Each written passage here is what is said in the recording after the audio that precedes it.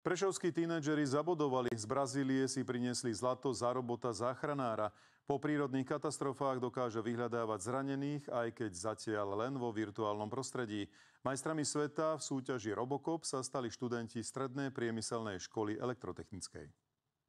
Toto je ten náš robot, ktorého sme naprogramovali. Dali sme mu vedieť, že ako sa má správať práve v takomto priestore. Na medzinárodnej súťaži v brazílskom Salvadore si najlepšie počínal tento virtuálny záchranár. Jeho úlohou bolo vyhľadávať zranené osoby v nasimulovanej budove. Tie body sú za to, že rozpozná značky, určí ich správnu polohu. Vyzerá to veľmi jednoducho, ale v podstate za tým našim robotom sa momentálne schováva asi tak 7000 riadkov kódu. Programátori sa na súťaž pripravovali v škole a ešte aj doma cez prázdniny. My sme už dopredu mali urobený kód, ktorý proste je univerzálny na všetky mapy a sme v podstate len ho vylepšovali tam. Je to príprava na reálne roboty a aj študentov sa snažím namotivovať, aby o rok skúsili postaviť reálneho robota. Ďalší tým súťažiacich z tejto školy obsadil 3. miesto v kategórii zábavných robotov.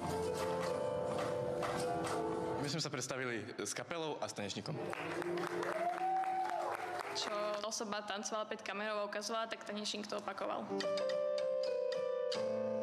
Hýbe sa to na základe buď krokových motorov, alebo servomotorov. To zábavné vystúpenie je o tvorivosti. V konkurencii takmer 4000 účastníkov z celého sveta semifinále len tesne ušlo programátorom s robotickým futbalistom. Posledný zápas sme vlastne skončili 10-9 proti Nemcom. V škole síce majú predmet robotika, no tomuto sa venujú najmä po vyučovaní. Musia mať motiváciu, zápal do práve takýchto robotických vecí a v rámci toho krúžku už vedia riešiť aj pokročilé veci v rámci robotiky. Z Prešova Martin Jedinák, televízia Markíza.